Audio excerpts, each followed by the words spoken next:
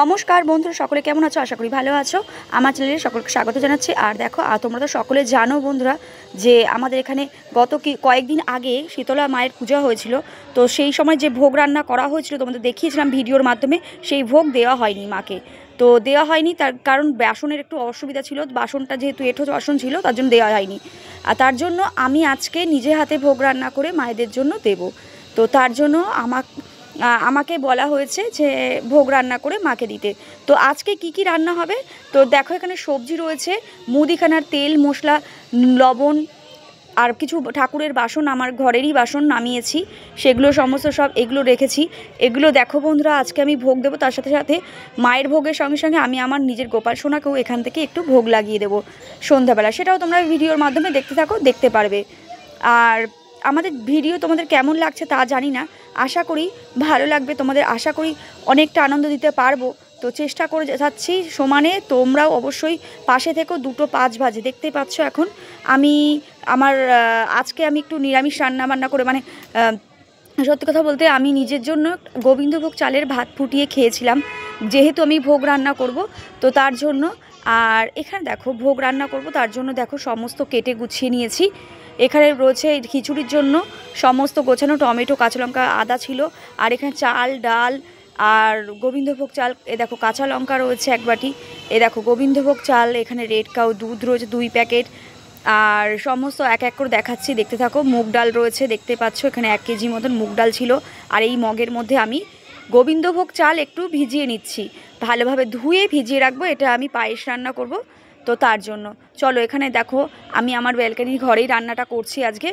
তো চিন্তা করলাম ব্যালকানির ঘরেই রান্নাটা করব। তো তার জন্য দেখো এই জায়গাটা ফাঁকা করে পরিষ্কার পরিচ্ছন্ন করে তারপরে দেখো এখানে সিঙ্গেল ওভেন সমস্ত সব তোমার দাদাভাই গুছিয়ে দিয়েছে। আর এখানে দেখো বেস্ট চয়েস তেল, এটা ভাজা করার জন্য, ভাজার ভুজিগুলো করবার জন্য। আর সর্ষের তেল রয়েছে খিচুড়ি রান্না করবার জন্যে। তো চলো এক এক করে সব দেখাবো। সবজি টবজি কেটে সব কাটাকুটি করে নিয়েছি ফাইনালি। এইবার চলো ফাইনালি আমি ভোগ রান্না করতে শুরু করব। তো চলো, আমি কাপড় জামা ছেড়ে আগে আমি নিজের দুপুরবেলার যে গোবিন্দভোগ চালের ভাতটা করেছিলাম সেটা খেয়ে নিয়েছি। খেয়ে নিয়ে জামা কাপড় ছেড়ে হাত মুখ ধুয়ে পরিষ্কার পরিচ্ছন্ন হয়ে চলে এলাম ভোগ রান্না করার জন্য। তো চলো বন্ধুরা, দেখতেই পাচ্ছ এখন প্রথমে আমি এখানে 2 প্যাকেট দুধ দিয়ে অল্প সামান্য জল দিলাম, দিয়ে এটাকে আমি ভালোভাবে ফুটিয়ে নেব। তেজপাতা দিয়েছিলাম, গোটা এলাচ ফাটিয়ে ভালোভাবে দিয়েছিলাম যাতে একটা সুন্দর গন্ধ বেরোয়। হ্যাঁ, তো দেখতেই পাচ্ছ, দেখো বন্ধুরা দেখতে পাচ্ছ এখানে আমি গোটা এলাচগুলোকে ভালোভাবে ফেটিয়ে দিচ্ছি যাতে একটা সুন্দর স্মেল বেরায়। হ্যাঁ, এটা পায়েস রান্না করছি, তো প্রথমে পায়েস দিয়ে শুরু করছি। দেখো দুধটা বেশ ভালোভাবে ফুটে গেছে। এবার দেখতেই পাচ্ছ, তোমাদের আজকের ভিডিওতে পুরোটাই দেখাবো, পুরো আমি কিভাবে ভোগ রান্না করলাম, মাকে ভোগ দেওয়া হলো, নিবেদন করা হলো, তো সব গোপাল সোনাকে কীভাবে নিবেদন করলাম সবটাই এই ভিডিওর মধ্যে তোমরা পেয়ে যাবে। অবশ্যই ধৈর্য ধরে তোমাদের দেখতে হবে, আর অবশ্যই তোমরা ধৈর্য ধরে দেখো বন্ধুরা, আশা করি তোমাদের বেশ ভালো লাগবে। আর ভিডিও ভালো লাগলে অবশ্যই লাইক কমেন্ট শেয়ার করবে অবশ্যই। আর যারা আমার চ্যানেলে নতুন তারা অবশ্যই চ্যানেলটিকে সাবস্ক্রাইব করে অল নোটিফিকেশানটাকে অন করে রেখো, তাহলে আমাদের ভিডিও তোমরা সহজেই পেয়ে যাবে। চলো, পায়েসে চিনি দেওয়া হলো, তো চলো চাল ফাইনালি পায়েস আমার হয়ে গেছে। এইবার দেখো আমি আর কড়াইটা বন্ধুরা একটু দাগ ছিল, তার জন্য তোমরা কিছু মনে করো না। তো যাই হোক, এগুলো আমাদের নিরামিষ বাসন, সমস্ত সব নিরামিষ ধোয়া বাসন। চলো ফাইনালি প্রথমে কড়াইতে দিলাম সাদা তেল, তারপরে দেখো পটল ভাজা করব, তার জন্য পটল ভাজা করছি দেখো। আর রিফাইন তেল দিলাম, দিয়ে রিফাইন তেলটাকে গাডার মুড়ে রেখে দিলাম, আর একটা গাডার মুড়ে রেখে দিলাম। আর এদিকে চলো পটল ভাজা আর কাঁকরোল ভাজা, এটাকে আমি ভাজা করছি। তো দেখো দেখতেই পাচ্ছ বেশ একটু লালচে লালচে করে ভাজা করে নিচ্ছি, এক এক করে ভাজাগুলো তুলে নেব। আর দেখো কিভাবে করি আজকে রান্নাগুলো। চলো এবার ঢ্যাঁড়স ভাজা করছি, বেশ লম্বা লম্বা করে ঢ্যাঁড়সগুলো আজকে কেটে নিয়েছিলাম, আজকে আর টুকরো টুকরো করিনি। তো চলো দেখতেই পাচ্ছ এখানে মায়ের ভোগ রান্না হচ্ছে, যেহেতু মায়ের ভোগ রান্না করব তার জন্য আর টুকরো টুকরো করলাম না। চলো এবার করলাগুলোকে ভেজে নেব, বেশ বড় বড় করলা, এগুলোকে লালচে লালচে করে ভেজে নেব। তো টুকটুক টুকটুক করে বেশ অনেকক্ষণই সময় লাগলো আজকে আমার মায়ের ভোগ রান্না করতে। তো যাই হোক, ভীষণ গরম ছিল গতকাল, তো গতকাল অত গরমের মধ্যে দিয়েও মায়ের জন্য ভোগ রান্না করতে আমার যেন একটুও কষ্ট হয়নি। যাই হোক, ভালোও লাগলো। আর চলো এবার আলু ভাজা করছি, গোল গোল করে আলু সেভ করে কাটা রয়েছে, এইগুলোকে ভাজা করে নেব বেশ লালচে লালচে করে। তো চলো আলু ভাজা হচ্ছে, দেখতেই পাচ্ছ, তোমাদের সবটাই দেখাবো আজকের ভিডিও। যদি তোমাদের ভালো লাগে অবশ্যই ভিডিওটিকে লাইক কমেন্ট শেয়ার করবে। আর এদিকে দেখো তরকারি বসিয়েছি, ভাজা হয়ে যাওয়ার পরে তরকারি বসিয়েছি, তরকারিটা অনেকক্ষণ পরে ভিডিওটা ধরলাম। চলো ভাজা এই যে আমার হয়ে গেছে, আর ওদিকে তরকারি দেখতেই পাচ্ছ, তরকারির জন্য তরকারিটা হচ্ছে, প্রায় হয়ে এসছে। আর এদিকে দেখো মুগ ডাল নিলাম, মুগ ডাল 1 কেজি মুগ ডাল ছিল, আর 1 কেজি গোবিন্দভোগ চাল ছিল। এই দুটো একসাথে মিশিয়ে ভালোভাবে আমি ধুয়ে নেব, ধুয়ে ভিজিয়ে রাখবো। একটু সামান্য ঘি দিয়েছিলাম, নিরামিষ তরকারি, তার জন্য ফ্লেভারটা ভালো আসবে তাই। তো চলো একটুখানি আমি ওর মধ্যে সামান্য ঘি দিলাম, ঘি দেওয়ার পরে আমি বন্ধ করে রেখে দিলাম। আমার ফাইনালি তরকারি কমপ্লিট হয়ে গেছে। আর তরকারিটাও স্বাদে গন্ধে অতুলনীয় হয়েছিল, দারুণ হয়েছিল বন্ধুরা। চলো এখানে দেখো সর্ষের তেল দিয়েছি আমি, একদম একবারেই এখানে আমি সম্বারটা দিয়ে নিচ্ছি। আমি আর আলাদা করে ফোড়ন দেওয়ার ঝামেলা রাখবো না। তো আদা ঘষে নিয়েছিলাম, কাঁচা লঙ্কা চিড়ে নিয়েছিলাম, টমেটো আর কাঁচা সর্ষের তেলটা একটু গরম হয়েছিল, তারপরে সাদা জিরে, টমেটো, আদা ঘষে রেখেছিলাম, সেই ঘষে রাখা আদা গ্রেট করে রেখেছিলাম। তো সেইগুলো সমস্ত দিয়ে শুকনো লঙ্কা দিয়ে ভালোভাবে লবণ দিয়ে একটু ফ্রাই করে নেব। আর এই ফ্রাই করে নেওয়ার পর বন্ধুরা দেখতে থাকো কিভাবে আমি খিচুড়িটা রান্না করি।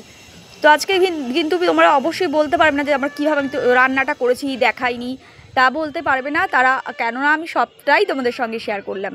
চলো এর মধ্যেই বেশ মশলাটা কষে গেছে, এর মধ্যে আমি যে ভেজানো চাল আর ডালটা ছিল সেটা আমি এর মধ্যে দিয়ে দিয়েছি। দেখো বন্ধুরা সবটা দিয়ে দিয়েছি, এরপরে এটার মধ্যে আমি জল দিয়ে দেব। তো চলো চাল ধোয়ার যে পরিষ্কার জলটা ছিল সেটা দিয়ে দিলাম, আর একটু আলাদা করে আরেকটু জল দিয়েছিলাম, দিয়ে চলো ফাইনালি দেখো এখানে খিচুড়ি প্রায় ফুটতে শুরু করেছে। তো আমি তো জানো বন্ধুরা ভাবছিলাম যে এই হাঁড়ির মধ্যে হয়তো সবটা হবে না, তো তবু একটু চিন্তার মধ্যে পড়ে গেছিলাম যে হবে কি না হবে। তো দেখতেই পাচ্ছ ফাইনালি আমার এখানে খিচুড়ি প্রায় হয়ে গেছে। আর এখানে দেখো পায়েস, আর এখানে খিচুড়ি হয়ে গেছে। এবার আমি গোপাল সোনার জন্য ভোগ দেবো। পায়েস, খিচুড়ি, গন্ধরাজ লেবু ভাজা সমস্ত গুছিয়ে নিচ্ছি। এটা আমি সন্ধ্যাবেলায় রাতের সেবাটা যেটা দিয়ে থাকি গোপাল সোনাকে, সেটাই আমি দেব। তো তার জন্য দেখো আজকে মেয়ে পুজোটা করবে, কিন্তু আমি পরিষ্কার জামা কাপড় ছিল তাই আমি নিবেদন করে দিয়েছিলাম। তো চলো আজকে দেখতে পাচ্ছ এখানে আমি কি সুন্দরভাবে ঠাকুর ঘরে এসেছি। এবার দেখো যদিও একটু গরম ছিল, হালকা পায়েস খিচুড়ির দুটোই, পায়েসটা একটু ঠান্ডা ছিল কিন্তু খিচুড়িটা একটু গরম ছিল। তো তার জন্য ভাবছিলাম যে গোপাল সোনাকে দেবো কিভাবে। তো যাই হোক, তা দেখো ফাইনালি গোপাল সোনাকে দিতে দিতে ঠান্ডা প্রায় হয়ে গেছিলো। চলো এবার মেয়ে দেবে পুজো, তার জন্য এখানে দেখো তুলসী পাতা চয়ন করে এক এক করে সবটার মধ্যে দিয়ে দিচ্ছে। দেখতেই পাচ্ছ, দেখতে থাকো বন্ধুরা। পায়েসের মধ্যে তরকারি, ভাজা আর খিচুড়ি, আর সাথে ছিল গন্ধরাজ লেবু। তো এইভাবে আজকে আমি আমার গোপাল সোনাকেও এই একই সঙ্গে, যেহেতু ওদিন আমাদের মায়ের ভোগ রান্না করে মাকে দেওয়া হয়নি, কেন অ্যাকচুয়ালি বাসনটা ডেকোরেটের বাসন ছিল, সেই জন্যই আমরা ডেকোরেটের বাসনটা জন্যই আমরা ঠাকুরকে সেদিন দিতে পারিনি।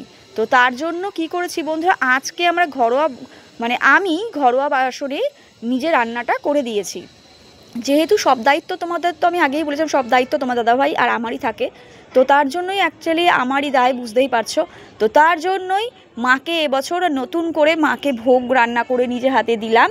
আর না হলে আমার অ্যাকচুয়ালি প্রত্যেক বছর ওই লক্ষ্মী পুজোর সময় ভোগ রান্না করা হয়। তো তবুও এবছর আমি দেখো নিজের হাতে ভোগ রান্না করে আমি এবার এই যে অফ সময় দিলাম, যে এটা ভেবেই আমার ভীষণ ভালো লাগলো। চলো আমি চলে এসেছি সন্ধ্যাবেলায় মন্দিরে। চলো গোপাল সোনার ওদিকে পুজো হয়ে গেছে, ভোগ লাগানো হয়ে গেছে, এবার চলে এলাম মা শীতলা মা কালীর মন্দিরে। একদম বাড়ির সামনের মন্দির আমার, তোমরা তো সকলে জানো বন্ধুরা।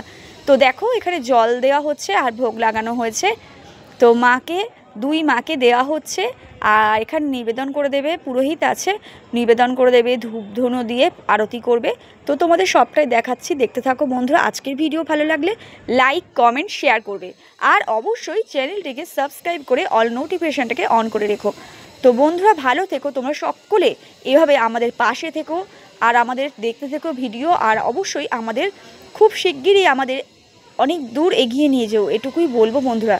আর কারণ তোমরা ছাড়া এগুলো কখনো সম্ভব না, তোমরা আমাদের অবশ্যই হাতে ধরে না এগোলে অবশ্যই আমরা এগোতে পারবো না। তো তার জন্য অবশ্যই তোমাদের বলবো তোমরা পাশে থেকো, ভালো থেকো, সুস্থ থেকো, অল টাইম হ্যাপি থেকো। শুভরাত্রি বন্ধুরা।